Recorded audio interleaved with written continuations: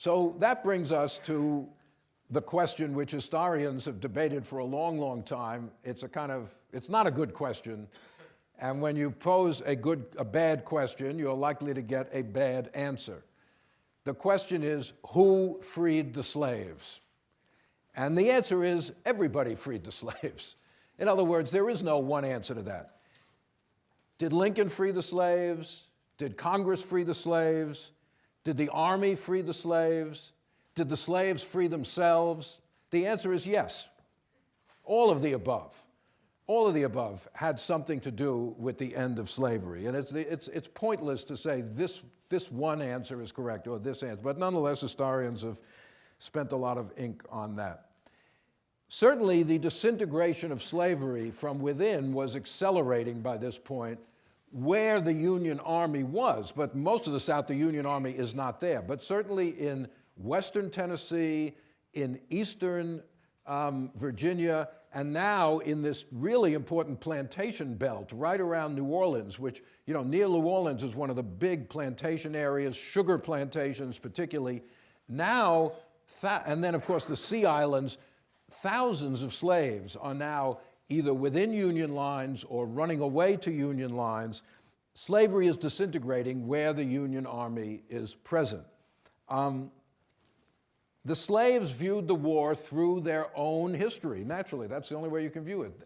Under slavery, slaves had come to see themselves. They had sort of crafted a kind of Christian religion, but based on their own experience, in which the Exodus story of the Bible was critical to their kind of frame of mind. They had come to see themselves as a people like the ancient Israelites in the Old Testament, condemned to slavery, but one day God would will their emancipation. Just as Moses led the Israelites out of slavery, somehow they would get out. And the outbreak of the Civil War was seen by them as God's will finally appearing to bring about the end of slavery. It didn't matter what Lincoln said.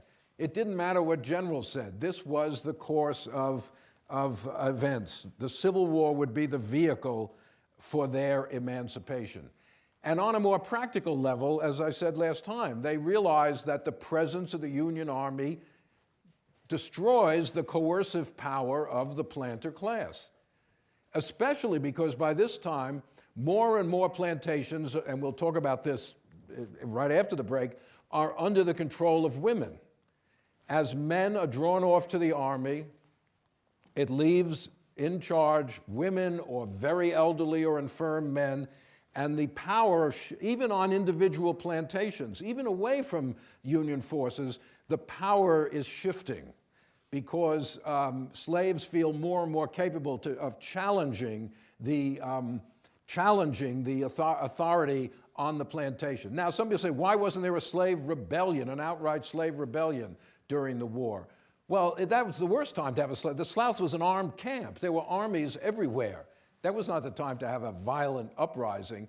But slaves chose other ways, running away, helping the Union Army, enlisting in the Army when they finally had the chance, as we will see.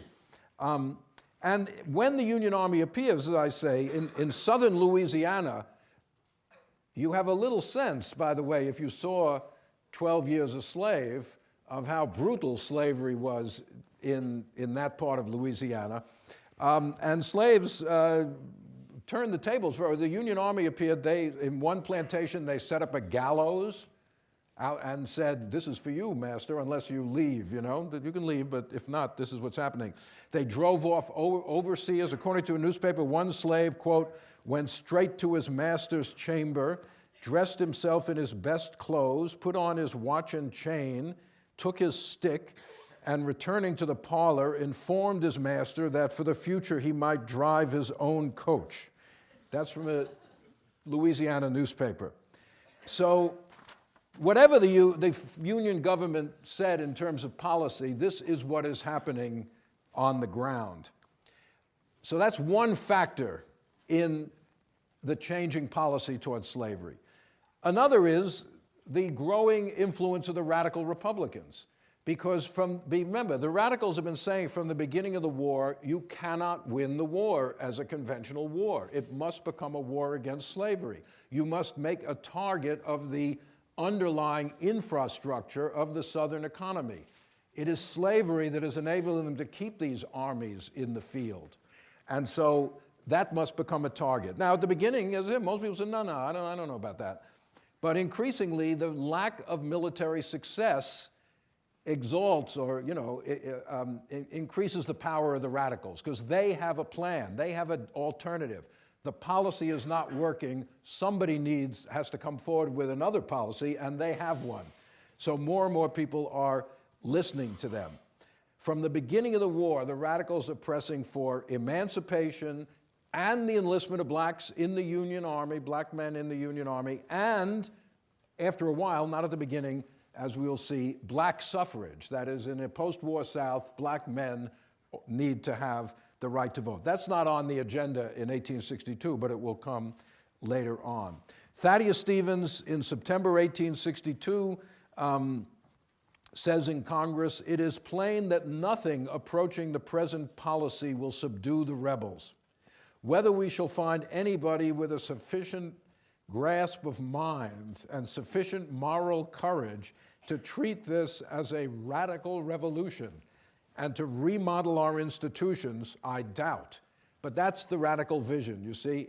Make this a radical revolution and remodel our institutions. Make this a different country. Forget about restoring the old Union. This is the opportunity to turn this into, as Stevens would later say, into a true republic. A republic without slavery, and for Stevens, without racism. Try to fulfill the ideals of the revolution 80 years, 90 years after it had taken place. So that's the radical vision in a very small nutshell. Now, Lincoln was not a radical. Lincoln never claimed to be a radical, but he was on good terms with many of them, and he understood that the radicals represented a significant part of Northern public opinion. At one point, when a bunch of radicals from Missouri came to bother Lincoln about the terrible situation in Missouri, which nobody could solve, after they left, according to his secretary, John Hay, who kept a diary, Lincoln said, these guys are devils, but they're devils facing Zionward. Devils facing Zionward. In other words, he didn't get along with them that well, but they are actually, he understood that he and they were heading in the same direction. They were devils, but they were heading toward heaven or something. Supposedly, he told Charles Sumner at the beginning of 1862, there's only 6 weeks between us. There's only 6 weeks. I'm 6 weeks behind you. You are advocating things 6 weeks from now, they may happen. I don't know if that's completely true. Sumner later claimed that was said. But Lincoln, as we've said, had to balance all sorts of impulses and factions. He had to keep the so-called war Democrats loyal to the war effort, who were not for emancipation, but were strongly for preserving the Union. The border states, although the influence of the border is waning as 1862 goes along, and it's clear that there's no way they're going to leave the Union as the war heads further and further into the South. Lincoln was on good personal terms with Charles Sumner, with Owen Lovejoy. The relationship between Lincoln and the radicals is very complicated, sometimes very testy, and they criticized him a lot. But Lincoln is, this may not be the highest praise, but he was a party man. He was a Republican. He understood the balance of power in the Republican Party, and that the radicals were an important part of that, and you could not just break with them or push them off to the side. So, all right, the failure of military efforts, the rising pressure of the radicals, the decreasing importance of the border, the growing disintegration of slavery on the ground, all these things are making the old policy just untenable anymore as the summer of 1862 rolls along.